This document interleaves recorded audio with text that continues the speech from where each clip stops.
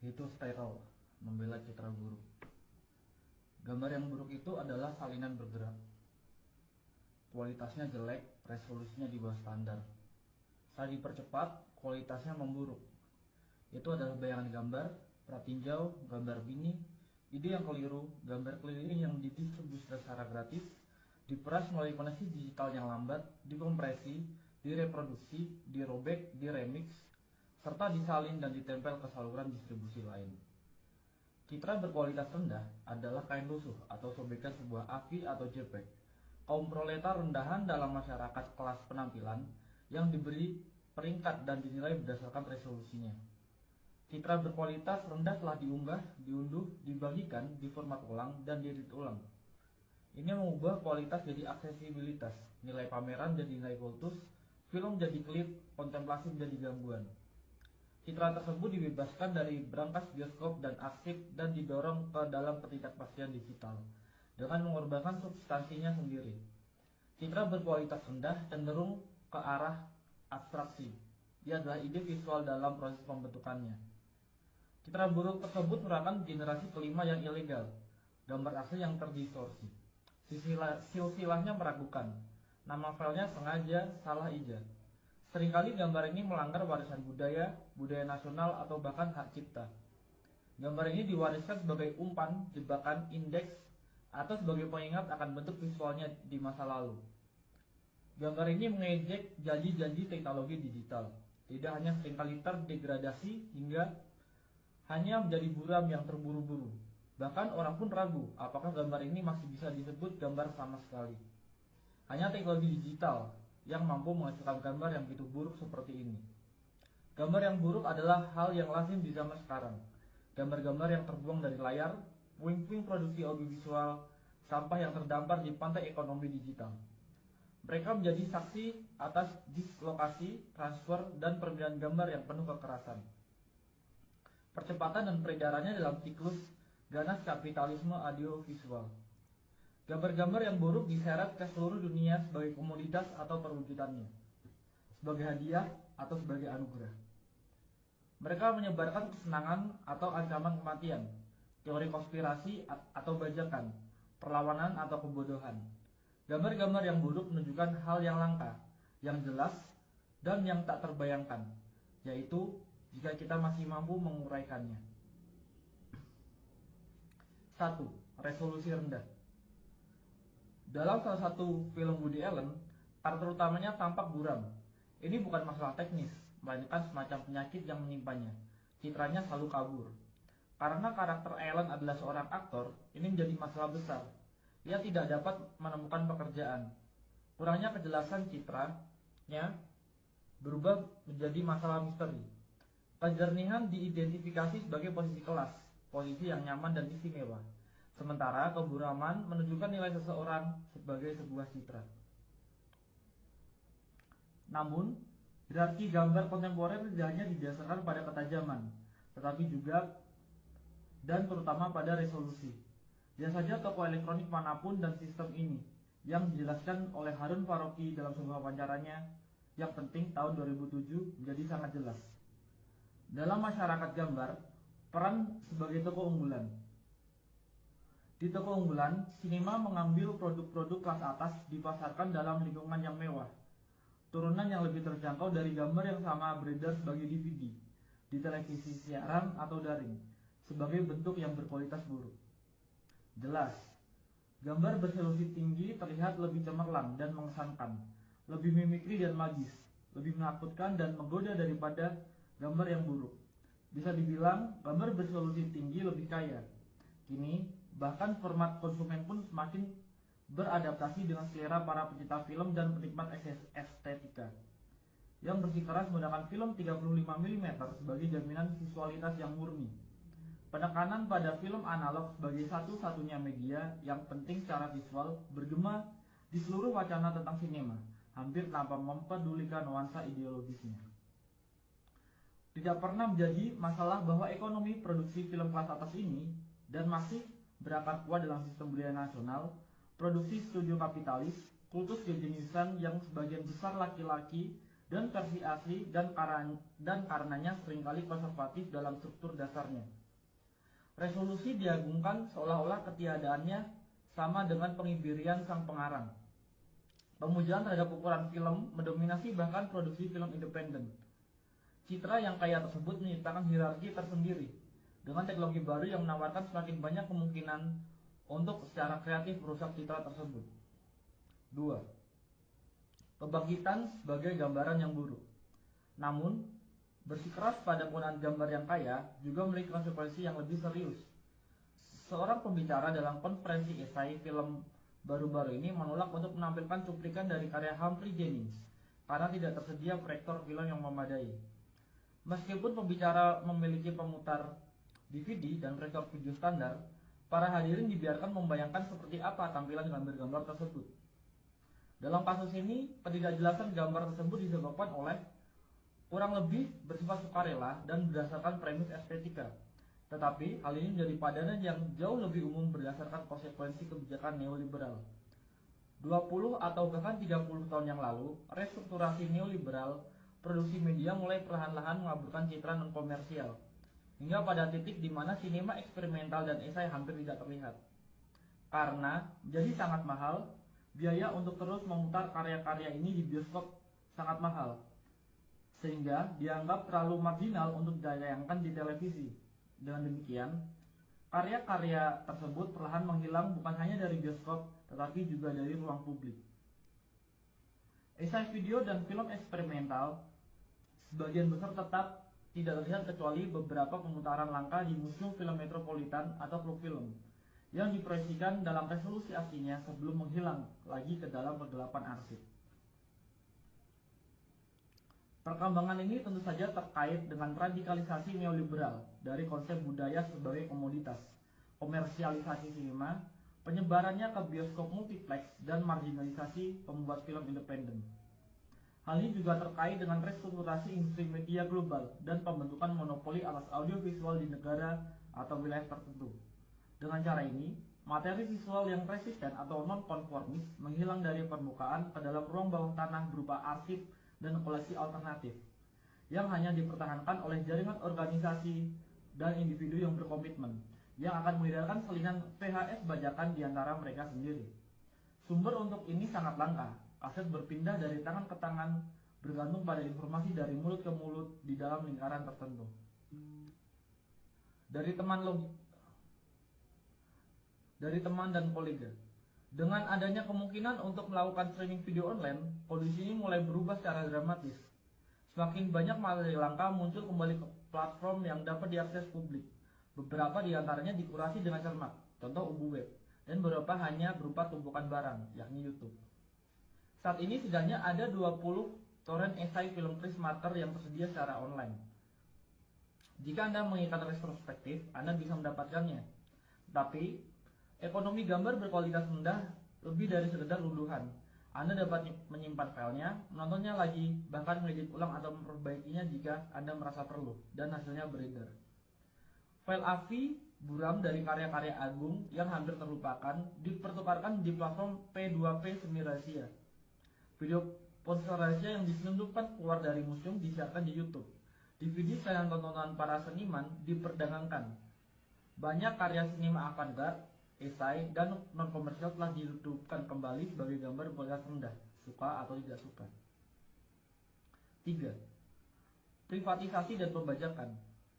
Kemunculan kembali cetakan langka karya-karya sinema militan, eksperimental, dan klasik, serta seni video sebagai gambar berkualitas rendah memiliki makna tersendiri. Situasi mereka mengungkapkan lebih dari sekedar isi atau tampilan gambar. Hal ini juga mengungkapkan kondisi marginalisasi mereka, konstelasi kekuatan sosial yang menyebabkan peredaran mereka secara daring sebagai citra yang buruk. Gambar-gambar berkualitas buruk disebut berkualitas buruk karena tidak diberi nilai apapun dalam masyarakat kelas gambar. Statusnya sebagai gambar terlarang atau terdegradasi memberikan pengecualian dari kriteria tersebut. Kurangnya resolusi pada gambar-gambar tersebut membuktikan bahwa gambar-gambar itu telah dirampas dan dipindahkan. Jelas, Kondisi ini tidak hanya terkait dengan restrukturasi neoliberal produksi media dan teknologi digital, tetapi juga berkaitan dengan restrukturasi pasca sosialis dan pasca kolonial negara-negara bangsa, budaya mereka, dan arsip mereka. Sementara beberapa negara bangsa dibongkar atau runtuh, budaya dan tradisi baru diciptakan, dan sejarah baru dibangun. Hal ini jelas juga mempengaruhi arsip film dalam banyak kasus. Seluruh warisan cetakan film dibiarkan tanpa kerangka pendukung budaya nasionalnya, seperti yang pernah saya amati dalam kasus museum film di Sarajevo. Arsip nasional dapat menemukan kehidupan selanjutnya dalam bentuk toko penyewaan video. Sajian bajakan merembes keluar dari arsip tersebut melalui privatisasi yang tak terorganisir. Di sisi lain, bahkan perusahaan Inggris pun menjual isinya secara online dengan harga yang sangat tinggi.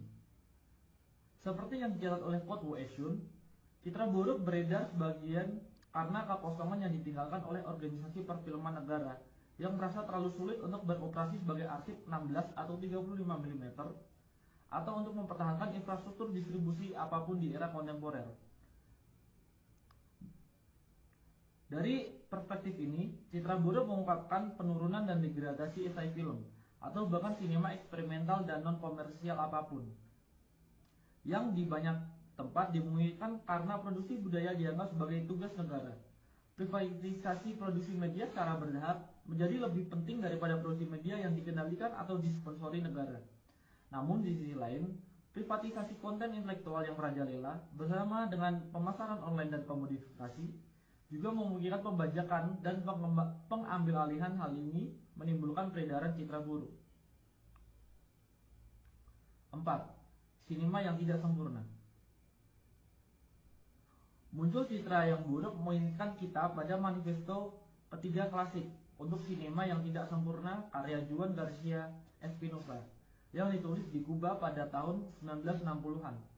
Espinosa berpendapat untuk sinema yang tidak sempurna karena menurutnya sinema yang sempurna secara teknis dan artistik mahir hampir selalu merupakan sinema reaksioner. Sinema yang tidak sempurna adalah sinema yang berupaya mengatasi pembagian kerja dalam masyarakat kelas. Ia menghubungkan seni dengan kehidupan dan sains, membuurkan perbedaan antara konsumen dan produsen, penonton dan pengarang. Ia bersikeras pada identitasnya sendiri. Ketidaksempurnaan populer tapi bukan konsumerisme dilakukan tanpa menjadi birokratis. Dalam manifestonya, Espinosa juga merefleksikan janji-janji media baru. Ia dengan jelas memprediksi bahwa perkembangan teknologi video akan membahayakan posisi elitis para pembuat film tradisional dan memungkinkan semacam produksi film massal, seni rakyat. Seperti ekonomi gambar yang buruk, sinema yang tidak sempurna mengurangi perbedaan antara penulis dan penonton serta menggabungkan kehidupan dan seni. Yang terpenting, visualitasnya sangat terkompromikan, buram, amatir, dan penuh artefak. Dalam beberapa hal, ekonomi citra yang buruk, hal ini sesuai dengan deskripsi sinema yang tidak sempurna. Sementara deskripsi sinema yang sempurna lebih mewakili konsep sinema sebagai tokoh unggulan. Namun, sinema yang tidak sempurna, yang nyata dan kontemporer, jauh lebih ambivalen dan afektif daripada antisipasi Espinosa. Di satu sisi, ekonomi gambar berkelas rendah dengan kemungkinan distribusi global yang langsung dan etika remix dan apropriasi memungkinkan partisipasi kelompok produsen yang jauh lebih besar daripada sebelumnya. Namun, ini tidak berarti bahwa peluang-peluang ini hanya digunakan untuk tujuan progresif. Ujar kebencian, spam, dan sampah lainnya juga menyebar melalui koneksi digital. Komunikasi digital juga telah menjadi salah satu pasar yang paling diperebutkan. Sebuah zona yang telah lama mengalami akumulasi modern baru yang berkelanjutan dan upaya privatisasi besar-besaran, dan sampai batas tertentu berhasil. Jaringan tempat beredarnya gambar-gambar buruk tersebut jadi platform bagi kepentingan bersama yang baru dan rapuh, sekaligus medan pertempuran bagi agenda komersil dan nasional. Jaringan tersebut memuat materi eksperimental dan artistik, tetapi juga sejumlah besar pornografi dan paranoia. Meskipun wilayah citra berkualitas rendah memungkinkan akses ke citra yang terpinggirkan, wilayah ini juga dipenuhi oleh teknik komodifikasi paling canggih. meskipun memungkinkan partisipasi aktif pengguna dalam pembuatan dan distribusi konten. Platform ini juga melibatkan mereka dalam produksi. Pengguna menjadi editor, kritikus, penerjemah, dan penulis bersama dari gambar-gambar berkualitas rendah. Dengan demikian, gambar yang buruk adalah gambar yang populer, gambar yang dibuat dan dilihat oleh banyak orang. Mereka mengekspresikan semua kontradiksi dari kerumunan kontemporer, oportunisme, narsisme, keinginan akan otonomi dan kreasi, ketidakmampuan untuk fokus atau mengambil keputusan, kesiapan konstan untuk melanggar dan sekaligus tunduk. Secara keseluruhan, citra-citra buruk tersebut menyajikan gambaran sekilas tentang kondisi afektif kerumunan, neurosis, paranoia, dan ketakutan, serta keinginan akan intensitas, kesenangan, dan pengalihan perhatian. Kondisi citra-citra tersebut ini bukan hanya tentang transfer dan pemformatan ulang yang tak terhitung jumlahnya, tapi juga tentang banyaknya orang yang cukup peduli untuk mengkonversinya berulang kali, menambahkan subtitle, mengedit ulang, dan mengunggahnya. Dalam konteks ini, mungkin kita perlu mendefinisikan ulang nilai sebuah gambar, atau lebih tepatnya menciptakan perspektif baru untuknya. Terlepas dari resolusi dan nilai tukar, kita dapat membayangkan bentuk nilai lain yang didefinisikan oleh kecepatan, intensitas, dan penyebaran. Gambar yang buruk adalah buruk karena sangat terkompresi dan menyebar dengan cepat. Gambar tersebut kehilangan materi dan memperoleh kecepatan. Tetapi, gambar tersebut juga mengekspresikan kondisi dematerialisasi, yang tidak hanya dimiliki oleh warisan seni konseptual, tetapi terutama oleh mode produksi semiotik kapital, seperti yang dijelaskan oleh Felix Guattari, mendukung penciptaan dan penyebaran paket data yang ringkas dan fleksibel, yang sangat diintegrasikan ke dalam kombinasi dan rangkaian yang semakin baru. Penyederhanaan konten visual ini, konsep yang sedang terbentuk dari gambar, menempatkan dalam suatu perubahan informasi umum dalam ekonomi pengetahuan yang berbagai gambar dan keterangannya keluar dari konteks ke dalam pusaran deteritorialisasi kapitalis permanen. Sejarah seni konseptual menggambarkan hal ini. Dematerialisasi objek seni pertama-tama sebagai gerakan perlawanan terhadap nilai fetisisme visibilitas. Namun kemudian, objek seni yang telah didematerialisasi ternyata sangat cocok dengan semiotisasi kapital. Dan dengan demikian, dengan arti tertentu, pergeseran konseptual citra buruk. Dalam kapitalisme, citra buruk juga mengalami ketegangan serupa. Di satu sisi, ia beroperasi melawan nilai fetisisme resolusi tinggi. Di sisi lain, justru nilai mengapa ia akhirnya terintegrasi sempurna ke dalam kapitalisme informasi yang berkembang pesat, pada rentang perhatian yang terkompresi, pada kesan daripada impresi, pada esteritas daripada kontemplasi, pada pratinjau daripada pemutaran. 5. Kawan, bagaimana ikatan visual Anda hari ini? Namun, secara bersamaan, terjadi pembalikan paradoks. Peredaran gambar-gambar berkualitas rendah menciptakan sebuah sirkuit yang memenuhi ambisi awal sinema militan dan beberapa esai dan eksperimental untuk menciptakan ekonomi gambar alternatif. Sebuah sinema yang tidak sempurna yang ada di dalam maupun di luar dan di bawah arus media komersial. Di era berbagi file, bahkan konten yang terpinggirkan pun beredar kembali dan menghubungkan kembali audiens yang tersebar di seluruh dunia. Citra buruk tersebut dengan demikian membangun anonimitas. Jaringan global menciptakan sejarah bersama. Ia membangun aliansi saat menyebar, memicu menerjemahkan atau salah tafsir, dan menciptakan publik serta debat baru. Dengan kehilangan substansi visualnya, ia mendapatkan kembali sebagai kekuatan politiknya dan menciptakan aura baru di sekitarnya. Aura ini tidak lagi didasarkan pada kekekalan asli, tetapi pada sifat sementara salinannya. Ia tidak lagi berlabuh ke dalam ruang publik klasik yang dimediasi dan didukung oleh kerangka negara bangsa atau korporasi, tetapi mengambang di permukaan kumpulan data yang sementara dan meragukan. Dengan terlepas dari kasanah perfilman konvensional, karya ini terdorong ke layar-layar baru dan sementara yang dirangkai oleh keinginan para penonton yang tersebar. Oleh karena itu, peredaran gambar-gambar yang buruk menciptakan ikatan visual. Demikian juga Vertov pernah menyebutnya. Ikatan visual ini menurut Vertov dimaksudkan untuk menghubungkan para pekerja di seluruh dunia satu sama lain. Ia membayangkan semacam bahasa adamik visual komunis yang tidak hanya dapat memberi informasi atau menghibur, tapi juga merorganisir para penontonnya. Dalam arti tertentu, mimpinya telah menjadi kenyataan, meskipun sebagian besar di bawah kekuasaan kapitalisme informasi global yang audiensnya terhubung hampir secara fisik melalui kegembiraan bersama keselarasan afektif dan kecemasan. Namun, ada juga peredaran dan produksi gambar berkualitas rendah yang dihasilkan oleh kamera ponsel, komputer rumahan, dan bentuk distribusi yang tidak konvensional. Koleksi optiknya, penyusunan kolektif sebagai file atau sirkuit distribusi akan rumput, mengungkapkan hubungan yang tidak menentu dan kebetulan antara para produsen dimanapun yang secara bersamaan membentuk audiens yang tersebar. Peredaran gambar-gambar berkualitas buruk memicu baik jalur perakitan media kapitalis maupun ekonomi audiovisual alternatif.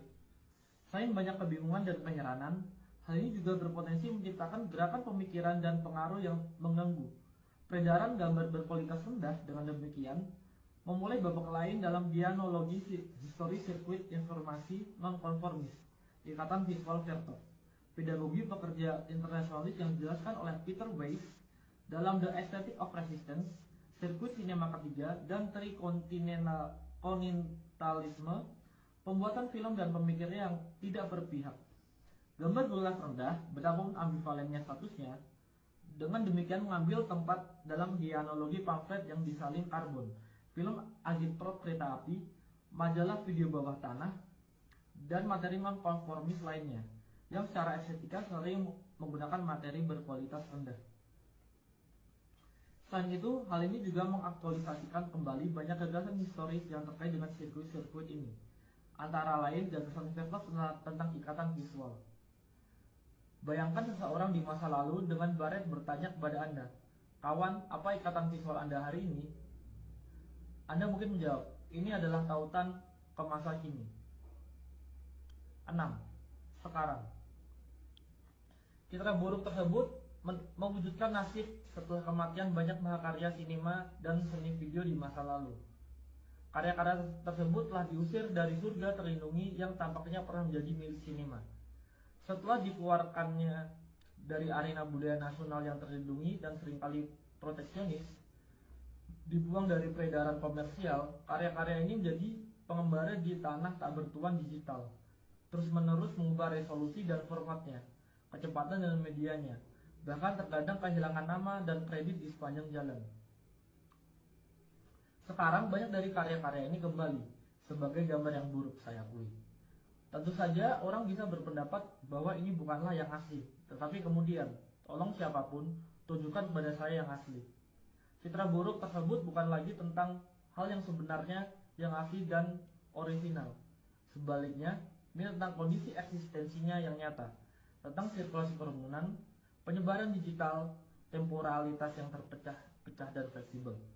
Ini tentang pembangkangan dan mengappropriation, sama seperti tentang konformisme dan eksploitasi. Singkatnya, ini tentang realitas.